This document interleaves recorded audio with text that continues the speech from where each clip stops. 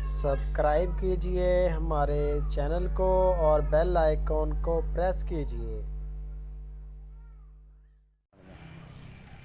अस्सलाम वालेकुम दोस्तों, की हाल चाल है। मैं ਤੁਹਾਡਾ ਹੋਸਟ ਮੁਹੰਮਦ ਸ਼ਾਹ ਤੇ ਤੁਸੀਂ ਦੇਖ ਰਹੇ ਹੋ ਸਾਡਾ YouTube ਚੈਨਲ ਸੁਪਰ ਟੀਵੀ। ਤੇ ਦੋਸਤੋ ਅੱਜ ਅਸੀਂ ਇੱਕ ਫਾਰਮ ਤੇ ਪਹੁੰਚੇ ਹਾਂ, ਤੁਹਾਨੂੰ ਫਾਰਮ ਦਾ ਮਾਲ ਵੀ ਦਿਖਾਉਂਦੇ ਹਾਂ, ਫਾਰਮ ਨਾਲ ਗੱਲਬਾਤ ਵੀ ਕਰਾਉਂਦੇ ਹਾਂ। अस्सलाम वालेकुम सर। वालेकुम सलाम रहमतुल्लाह। सर की हाल चाल है? अल्हम्दुलिल्लाह जी, अल्हम्दुलिल्लाह अल्हम्दुलिल्लाह। ठीक हो गया सर। ये दसो कि ਤੁਹਾਡੇ ਕੋਲ ਕਿੰਨੇ ਕੁ ਜਾਨਵਰ ਆ ਤੇ ਕਿਹੜੀ ਤੁਸੀਂ ਨਸਲ ਪਾਲੀ ਹੋਈ ਹੈ ਬੱਕਰੀਆਂ ਦੀ? ਬੱਕਰੀਆਂ ਖੱਟੀਆਂ ਚੀਨੀਆਂ ਨੇ, ਕੋਈ ਦੇਸੀ ਅੱਛੀ ਕਿਸਮ ਦੀਆਂ, ਕੁਝ ਟੈਡੀ ਬੱਕਰੀਆਂ ਨੇ ਸਫੈਦ ਕਲਰ ਦੀਆਂ ਲੰਬੀ ਗਰਦਨ ਵਾਲੀਆਂ, ਕੁਛ ਭੇਡਾਂ ਨੇ ਤਕਰੀਬਨ 40-50 ਭਾਰੂ ਉਧਾਰੇ ਦਿੱਤੇ ਨੇ, ਕਜਲੀ ਕਿਸਮ ਦੀਆਂ ਭੇਡਾਂ ਸਰਗੋਧੇ ਦੀਆਂ। ਕੀ ਬਾਤ ਹੈ, ਜ਼ਬਰਦਸਤ। ਉਹ ਸਿਰਫ ਪਾਣੀ ਨਾ ਹੋਣ ਦੀ ਵਜ੍ਹਾ ਤੋਂ ਚਾਰਾ ਪੂਰਾ ਨਹੀਂ ਮਿਲਦਾ ਮਾਲ ਨੂੰ ਲਿੱਸਾ ਹੋ ਗਿਆ ਜ਼ਿਆਦਾ। ਇਸ ਵਾਰ ਕੁਛ ਮਾਲ ਨਾਲ ਬਾਹਰ ਹੋਣਾ, ਛੁੱਟੀਆਂ ਦਾ ਸੀਜ਼ਨ ਹੈ, ਬਾਹਰ ਕੁਛ ਮਾਲ ਉਧਾਰੇ ਦੇ ਕੇ ਕੱਢਤਾ ਵੀ ਚਲੋ ਕੋਈ 2 ਮਹੀਨੇ ਟੱਪ ਜਾਣਗੇ ਮਾਲ ਦੇ ਸਰਦੀ ਦੇ। ਠੀਕ ਹੋ ਗਿਆ। ਕੈਮਰਾਮੈਨ ਸਾਹਿਬ ਜ਼ਰਾ ਇੱਧਰ ਆਓ, ਇਹਨਾਂ ਨੂੰ ਦਿਖਾਓ। ਇਹ ਦੱਸ ਰਹੇ ਨੇ ਕਿ ਸਾਡੇ ਕੋਲ ਨਾ ਮਾਲ ਮਾਸ਼ਾਅੱਲਾ ਕਾਫੀ ਹੈਗਾ ਵਾ, ਇੱਥੇ ਪਾਣੀ ਦੀ ਕਿੱਲਤ ਦੀ ਵਜ੍ਹਾ ਤੋਂ ਪਾਣੀ ਜ਼ਿਆਦਾ ਹੀ ਮਸਲਾ ਸੰਗੀਨ ਹੈਗਾ ਵਾ। ਬਹੁਤ ਜ਼ਿਆਦਾ ਸ਼ਾਰਟ ਪਾਣੀ, ਤਕਰੀਬਨ ਮਹੀਨੇ 'ਚ ਇੱਕ ਵਾਰ ਲੱਗਦੀ ਹੈ 3 ਸੁੱਕੀਆਂ। ਤੇ ਥੱਲੇ ਵਾਲਾ ਕੌੜਾ? ਥੱਲੇ ਵਾਲਾ ਪਾਣੀ ਬਿਲਕੁਲ ਨਕਾਰਾ, ਜ਼ਮੀਨ ਕੰਡਮ ਕਰ ਦਿੰਦਾ ਉਹ ਪਾਣੀ। ਜਿਸ ਜ਼ਮੀਨ ਨੂੰ ਲੱਗ ਜੇ ਉਹ ਪਾਣੀ ਬਰਬਾਦ ਹੋ ਜਾਂਦੀ ਹੈ, ਫਸਲ ਨਹੀਂ ਉੱਗਦੀ ਉਹਦੇ ਵਿੱਚ। ਦੋਸਤੋ ਗੱਲਬਾਤ ਸੁਣ ਰਹੇ ਹੋ ਤੁਸੀਂ ਫਾਰਮਰ ਦੀ ਕਿ ਜਿਹੜੀ ਥੱਲੇ ਵਾਲਾ ਪਾਣੀ ਹੈ ਨਾ ਬੜਾ ਕੌੜਾ ਹੈਗਾ, ਔਰ ਜਿਹੜਾ ਨਹਿਰੀ ਪਾਣੀ ਆ ਉਹਦੀ ਵਜ੍ਹਾ ਤੋਂ ਫਸਲਾਂ ਵੀ ਬਰਬਾਦ ਨੇ ਤੇ ਮਾਲ ਮਵੇਸ਼ੀ ਵਾਲਾ ਵੀ ਬੜਾ ਮਸਲਾ ਹੈਗਾ। ਇਹਨਾਂ ਦੇ ਕੋਲ ਕਾਫੀ ਮਾਲ ਆ ਮਾਸ਼ਾਅੱਲਾ, ਇਹਨਾਂ ਨੇ ਅਧਿਆਰੇ ਤੇ ਦਿੱਤਾ ਹੋਇਆ ਲੋਕਾਂ ਨੂੰ ਤਾਂ ਕਿ ਜਿਹੜਾ ਲੋਕ ਚਰੂ ਲੈਣ। ਕਈ ਲੋਕ ਕਿਸ ਤਰ੍ਹਾਂ ਪਾਲਦੇ, ਕੋਈ ਕਿਸ ਤਰ੍ਹਾਂ। ਇਹਨਾਂ ਨੇ ਥੋੜ੍ਹਾ ਜਿਹਾ ਜਾਨਵਰ ਆਪਦੇ ਲਈ ਰੱਖੇ ਹੋਏ ਆ, ਯਾਨੀ ਕਿ ਜਿੰਨਾ ਕਿ ਨਾ ਕੋਈ ਅਫੋਰਡ ਹੁੰਦਾ।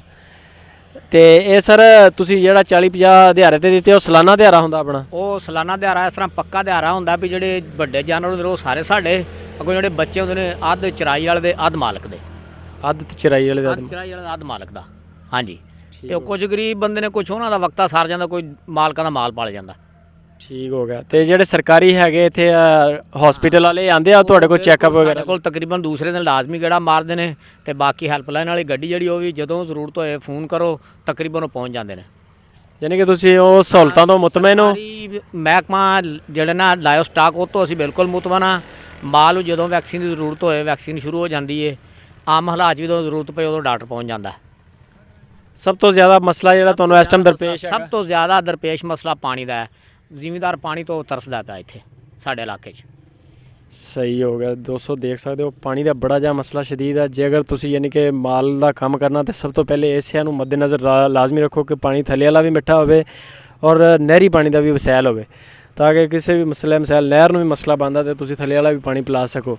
ਅੱਛਾ ਸਰ, ਕਿੰਨੀ ਕੁ ਦੇਰ ਤੋਂ ਇਹ ਕੰਮ ਕਰ ਰਹੇ ਹੋ ਤੁਸੀਂ? ਇੱਧਰ ਆ ਜਾਓ। ਅਸੀਂ ਸਾਡੇ ਕਾਫੀ ਦੇਰ ਤੋਂ, ਸਾਡੇ ਦਾਦਾ ਜੀ ਤੋਂ ਲੈ ਕੇ ਸਾਡਾ ਇਹ ਕੰਮ ਹੈ। ਅੱਗੋਂ ਸਾਡੇ ਬਜ਼ੁਰਗ ਜਿਹੜੇ ਨੇ ਉਹ ਵੀ ਤਕਰੀਬਨ 70-80 ਸਾਲ ਦੀ ਉਮਰ ਹੋ ਗਈ ਹੈ। ਮੇਰੀ ਉਮਰ ਤਕਰੀਬਨ 50-52 ਸਾਲ ਦੇ ਲਗਭਗ ਹੈ।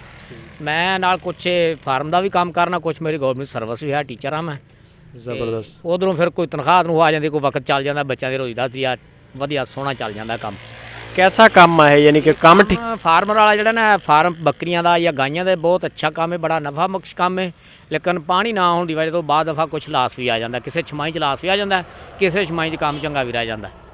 ਜ਼ਬਰਦਸਤ। ਯਾਨੀ ਕਿ ਜਿਹੜੇ ਦੋਸਤ ਨਵੇਂ ਸੇ ਹੈਗੇ ਆ ਜਿਹੜੇ ਫਾਰਮਿੰਗ ਕਰਨਾ ਚਾਹੁੰਦੇ ਉਹਨਾਂ ਨੂੰ ਕੀ ਮਸ਼ਵਰਾ ਵਾ, ਯਾਨੀ ਕਿ ਕੀ ਦੇਖ ਕੇ ਫਾਰਮਿੰਗ ਕਰਨ? ਉਹਨਾਂ ਨੂੰ ਸਭ ਤੋਂ ਪਹਿਲਾਂ ਮਸ਼ਵਰਾ ਇਹ ਵੀ ਉਹ ਆਪਣੇ ਪਾਣੀ ਦਾ ਇਸਤੇਮਾਲ ਵੇਖਣ। ਅਗਰ ਨਹਿਰੀ ਪਾਣੀ ਅੱਛਾ ਹੈ ਤਾਂ ਬਿਹਤਰ ਹੈ, ਵਰਨਾ ਥੱਲੇ ਦਾ ਬੋਰ ਚੈੱਕ ਕਰਨ। ਅਗਰ ਪਾਣੀ ਲੈਬਾਰਟਰੀ ਦੱਸੇ ਵੀ ਕਾਬਲੇ ਇਸਤੇਮਾਲ ਹੈ ਪੀਣ ਦੇ, ਫਿਰ ਉਹਨੂੰ ਫਾਰਮ ਬਣਾਉਣਾ ਚਾਹੀਦਾ, ਵਰਨਾ ਅਦਰਵਾਈਜ਼ ਨਹੀਂ ਬਣਾਉਣਾ ਚਾਹੀਦਾ।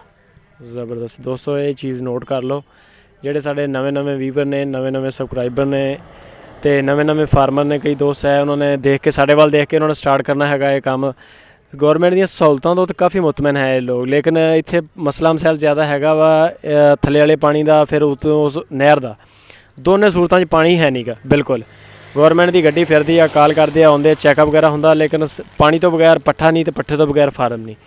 ਠੀਕ ਹੈ ਦੋਸਤੋ, ਚੈਨਲ ਨੂੰ ਸਬਸਕ੍ਰਾਈਬ ਕਰੋ, ਕਮੈਂਟ ਕਰੋ, ਲਾਈਕ ਕਰੋ ਤੇ ਮਿਲਦੇ ਹਾਂ ਫਿਰ ਇਨਸ਼ਾਅੱਲਾ ਨਵੀਂ ਵੀਡੀਓ ਨਾਲ। ਓਕੇ ਜੀ।